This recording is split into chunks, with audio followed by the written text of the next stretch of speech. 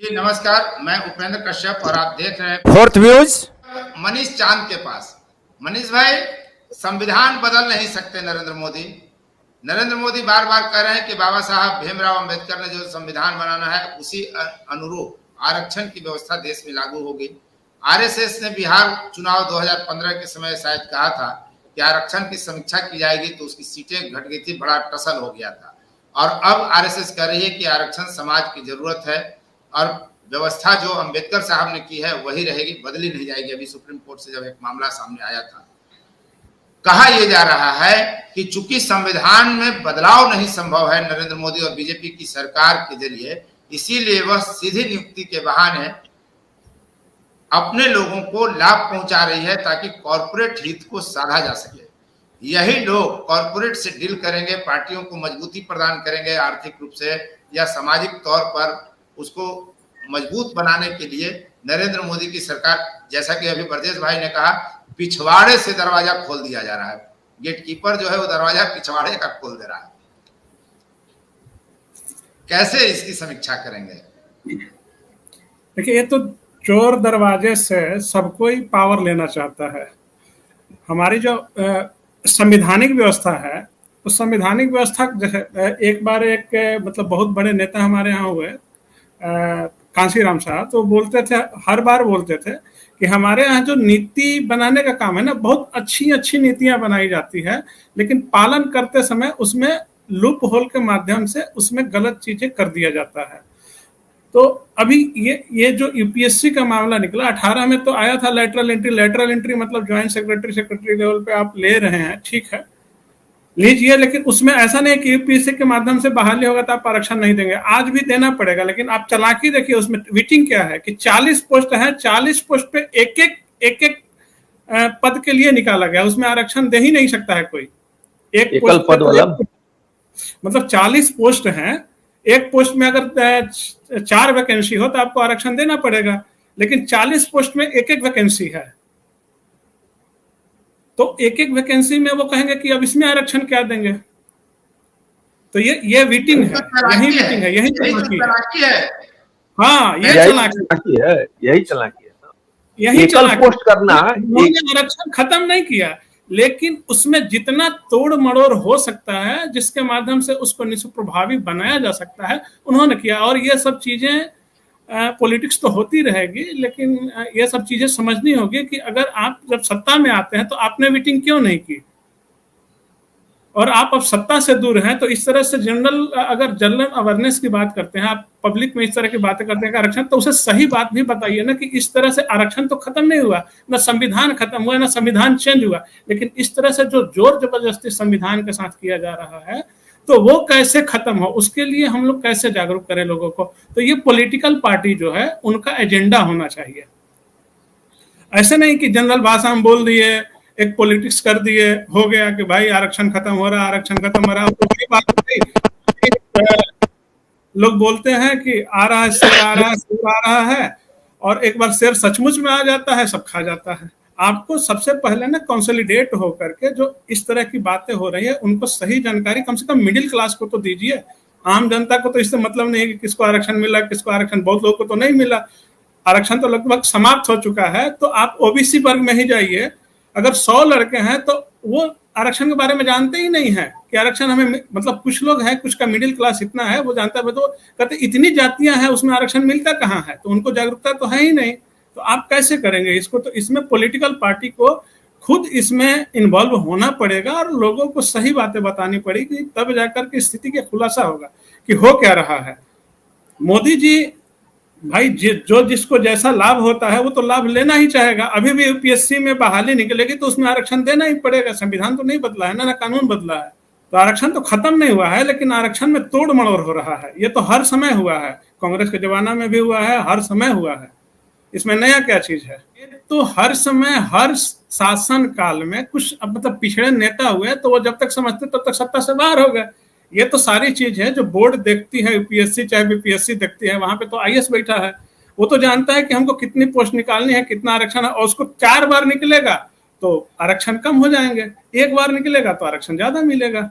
तो ये तो ट्रिक हर समय अपनाया जाता है कि आरक्षण की व्यवस्था तो लागू है, हम उसको खत्म नहीं होने देंगे। और जब बात आएगी तो हाँ, तो जो चालाकी है उसको तो उजागर करने वाला करेगा। हाँ, ये चालाकी किसी ने नहीं उजागर जैसे कि उत्तर प्रदेश में जो 69,000 शिक्षकों की भर्ती हुई थी और 3 साल से जोगी राज में बधाई दी।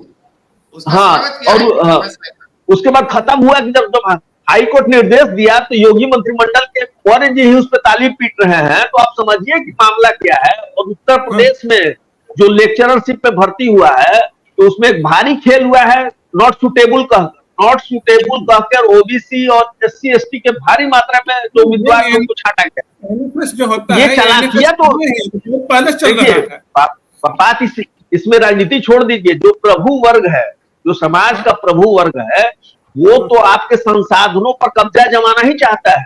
पावर स्ट्रक्चर में अपना दबदबा बनाए रखेगा, चाहे एनी हो, आपका संविधान कुछ भी हाँ, तो फिर तो अरे भाई, तो जो उभरता हुआ वर्ग है तो उसके नेताओं का कर्तव्य है कि उसको एक्सपोज करें। हाँ, एक्सपोज करें और वो टू द पॉइंट बात करें। कांग्रेस तो करेगी नहीं कि किस तरह से। देखिए, अगर पॉलिटिशियन में समझ होगी, जैसे कि नीतीश कुमार ने बिहार की परीक्षाओं में बीपीएससी में इतनी अच्छी तरह से आरक्षण को लागू किया है कि एक्चुअली ओबीसी का एक भी सीट कोई नहीं मार सकता है, चाहे SC हो, चाहे ST हो, चाहे महिला हो। बीपीएससी का जो आप रिजल्ट निकलिएगा तो देखिएगा कि 10 साल में बिहार के समाहर्ताओं का पूरा परिदृश्य बदल गया। जहां सिर्फ झाझा मेल चलता था, हाँ, आप बिहार के किसी भी समाहर्तालय में चल जाइए तो आपको महिला अधिकारी मिलेंगे, ओबीसी अधिकारी मिलेंगे, SC अधिकारी मिलेंगे। माने तो एकदम लगेगा कि पूरी की तरह से मामला यहाँ पर दिख रहा है कि समाज को रिप्रेजेंट कर रहा है। वही 20 साल पहले क्या था कि कुछ खास वर्ग के लोगों का अधिकार था बिहार की नौकरशाही में। लेकिन अभी आप जाइएगा तो पूरा का पूरा परिदृश्य बदल गया हो। तो नेता और नेता का बहुत महत्व है। एक तो ये हो गया कि नौकरी ही मत निकाल लो, ये हो गया। हाँ, ये भी टेक्निक है।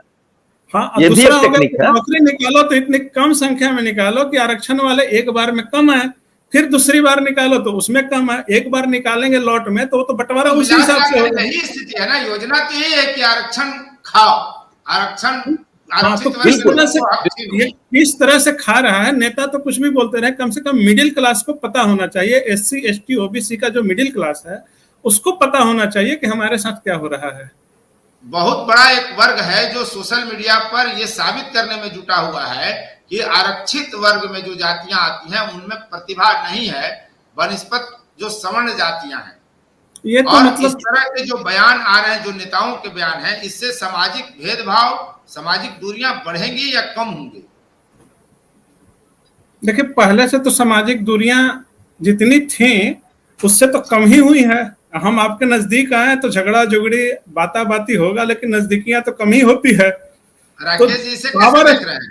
अब पावर स्ट्रक्चर में जब आदमी उनके नजदीक जाएगा तो उनको बुरा तो लगेगा, लेकिन झक मार के तो नजदीकियां बढ़ानी पड़ेगी।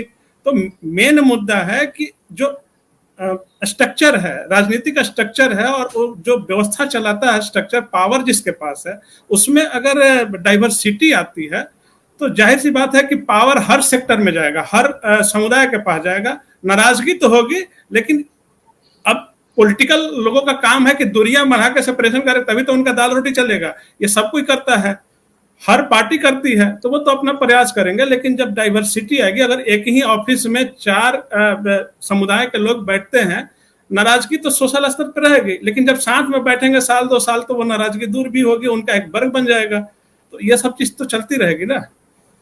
इसमें दूरी बढ़ने का सवाल कहाँ है? यहीं रहना है, यहीं जीना है, यहीं सब कुछ करना है। और बताइए जो एक साथ चला जाता है, देखिए होता क्या है कि खाली डाइवर्सिटी से क्या होता है कि लोगों का विश्वास बढ़ता है।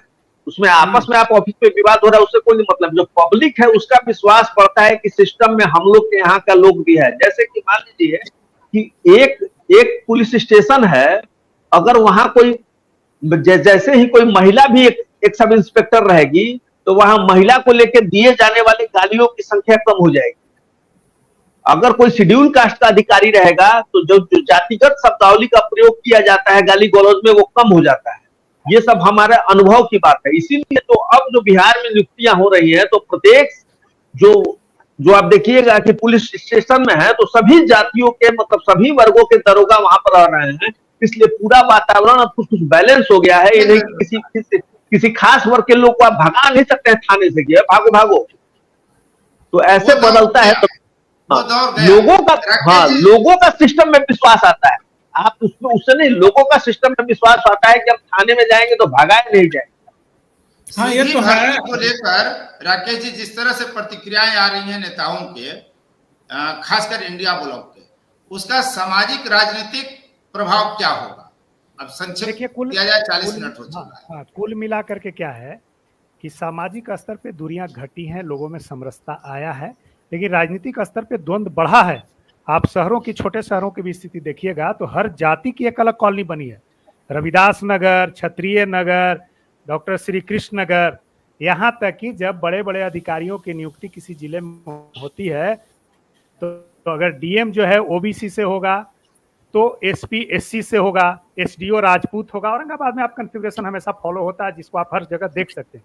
तो राजनीतिक रूप से एक विद्वेष जो है, चूंकि राजनीतिक वोट बैंक की स्थिति पैदा करना होता है राजनीतिकों को, तो इसलिए इन चीजों को और रिफ्ट करके और गहरा करके इन चीजों को और स्थापित करना चाहते हैं कि दूरियां बनी रहें, और ये सामाजिक दूरियां जो है राजनीतिक मतभेद के रूप में जो है हमेशा कायम रहें, और इससे हमारा वोट बैंक जो है संचालित होता रहे और हम अपने आप को जो है सेफ महसूस करें। ऐसी मेरी राय है। फोर्थ व्यूज, चौथा विचार, बाकी